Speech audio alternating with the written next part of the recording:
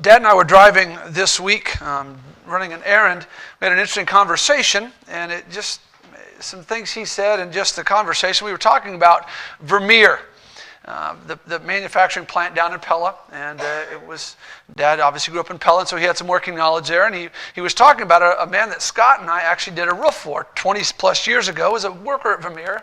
He was a brilliant man, no education, but he would design these tractors and so forth, and he would design them. He would build them in his own little shop, and then he would give them back to Vermeer, and they would reverse engineer. In other words, they would take the finished product, they would figure out how he did what he did by reverse engineering. They didn't have a plan. They made the plans off of his finished product, and it sort of stuck with me, and it's just a fascinating ability to be able to do something like that.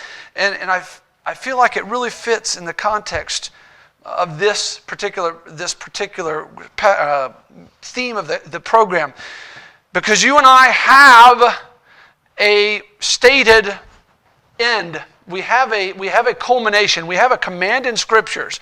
The Lord says in Matthew 22, verse number 37, Jesus said unto him, "Thou shalt love the Lord thy God with all thy heart, with all thy soul, and with all thy mind." This is the first and great commandment.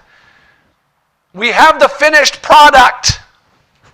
How many of you feel like you have that just locked down solid tight in your life? I'm a miserable failure at it. And I see it, I'm like, how do I know that's what I'm supposed to be, but I can't quite get there.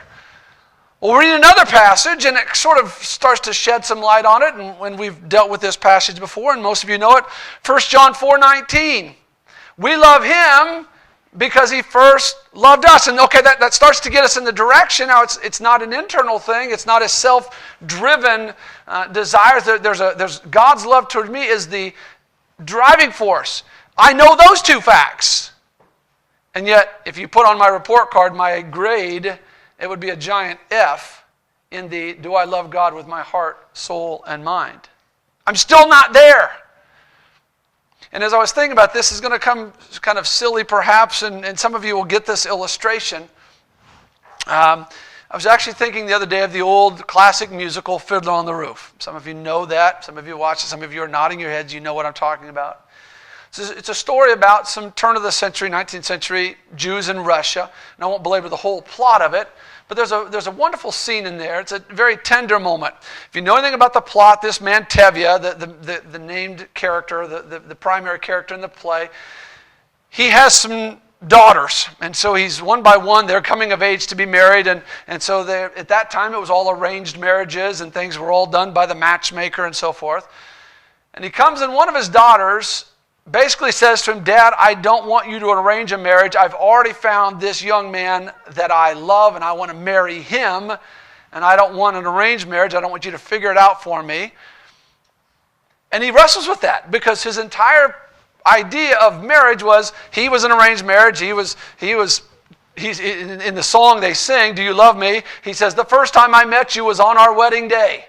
And that's his idea of marriage, was this: two people just get shoved together by their parents, and that's it, and away they go. And so his daughter, having this concept of loving relationship and being the driving force, and this love for one another being the impetus for the marriage, he starts to scratch his head on this. He just can't quite get a hold of it. And so he asks his wife, "Do you love me?"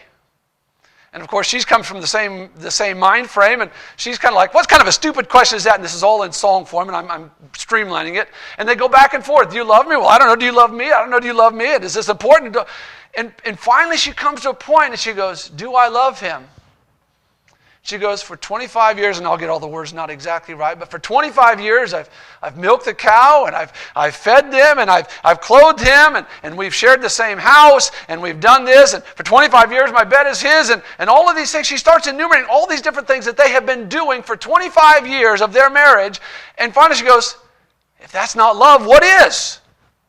And they come to the realization, and he's all excited, "She loves me." And he goes, "Well, I guess I love you too." When they had this sweet, tender moment, is they finally realize that they've maybe never used that word, but their life has been filled with loving acts one to another, and they can finally put it up. Now, I know that seems like a stupid illustration, or where I'm maybe not sure where I'm coming from, but it was the recognition of the little things that had been happening day by day, moment by moment, that made their love a reality. It gave them a confirmation. This is happening. There is a love here because I'm seeing what the other is doing for me. I see it in real time, and it's not all fireworks and flashbangs. There's that small moment here. There's that small moment here. There's this small gesture here. There's this small word there. There's this kind act here. And all of those things, that is love. And because I see it coming from you, it's easy to give right back. And it's a brief encapsulated human moment, but I think it does help us in this idea. God says, love the Lord thy God with all thy heart, soul, and mind. We say, I can't do it. He gives us a clue. It's because of my love. We love him because he first loved us. And we're still like, I still don't quite get there. Well, let's reverse engineer one level down further, and we'll see if we can't get ourselves there. In the stupid illustration of Tevye and Golda, it's about milking the cow and sharing the same house and all of these little acts of love. But the Bible tells us in Romans 5, 8, and 9, but God commendeth his love towards us, in that while we were yet sinners. God put on display his act of love in that culminating way is the cross. God demonstrates, he laid out there in very clear terms his love, and it's purely laid out. And that's wonderful. And you and I recognize and remember that first moment when we came to a saving knowledge of the cross and Christ and his finished work, and our heart was overwhelmed, and there was a love for God because we were enraptured by that moment, and that recognition of what God had done, and that demonstration moved. And let's be honest, and we understand this because it's written in Scriptures, it is easy and frequent that we lose our first love. That reality starts to become commonplace, and we start to drift away. It's not that we don't acknowledge it, it's not that we don't believe it, but it starts to lose its efficacy in keeping our mind attached and keeping our mind in that reciprocated love format. So I want you to think about this for just a little bit. Look at James chapter number 1, verse number 17. Some of you know this verse. I'll read it to you if you don't. James 1, sorry, I've got so many markers here in my Bible. James 1:17, it's a verse that you know. Every good and every perfect gift is from above, and cometh down from the Father of lights, with whom is no variableness, neither shadow of turning. So we have a truth that God gives every good and perfect gift. Everything that's in your life that is good is a direct gift of God. Yes, amen. Everything. It is God doing a work in your life. Now, it may not be fireworks and flashbangs. It might be a small moment. It might be a healthy child. It might be recovery from something. It might be a clear path in your next step of the journey. It might be a verse of Scripture that just burns in your heart. But every good thing that you are seeing on a daily basis is a gift from God as a demonstration of his love. And that is why, and with this last verse we're going to close here, that is why Philippians 4:8 becomes such a crucial moment for us.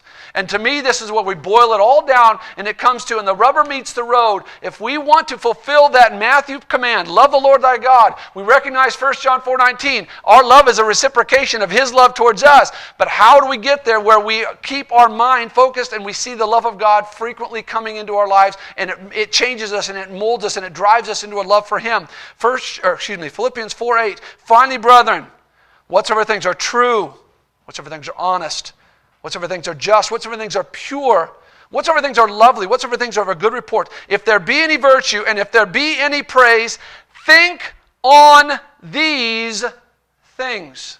Why are those things listed? Are those not all good and perfect gifts? Are those not all the things that God gives to us? The good things, the just things, the pure things, the holy things. Those things are gifts from God. And when we see those and we let our mind dwell on those and we let those captivate our minds and we fill our thoughts with those principles, those things, those illustrations of God's love, it's like Tevye hearing from his wife, well, love was when I milked the cow, and love was when I did that, and love was when I did that. Oh, that was love. And it's easy to send that love back because I see it now manifested. We all see one big event, the cross, and that's the love of God, and that's the only thing we see, and the rest of it's just life that happens around us, and it's just coincidental that happened.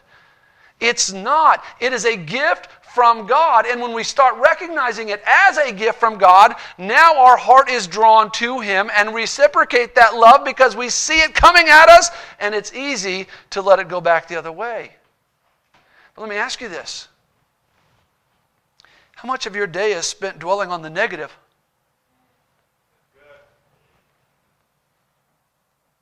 And then we wonder why there's no love for God. How much of your day is spent looking on the horizontal plane, worrying about this problem and that frustration and that discouragement and that thing, and I'm not quite getting that, and I'm not quite... And we look all this way, and all we see is the negative that human interaction provides, and we fail to see the good and perfect gifts that cometh down from the Father above.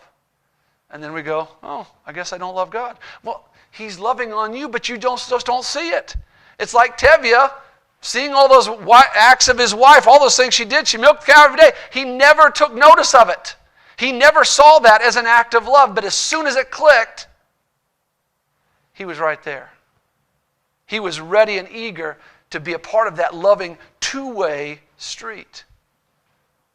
What are you filling your mind with? Maybe not even bad things. But do you allow negativity to fill your mind? Do you allow frustrations to dominate your thought processes? Do you look around at the world and just get all bent out of shape? Or do you look at each and everything that is good in your life and say, that's love. That's love. That's love. And I love you back because I see your hand in my life in very clear, purposeful ways. May not be big ways, but those little handfuls on purpose, as we see in that wonderful Old Testament story, God giving those little handfuls on purpose to encourage. May our love for God be true. May it be real. May we see Him in all of His goodness.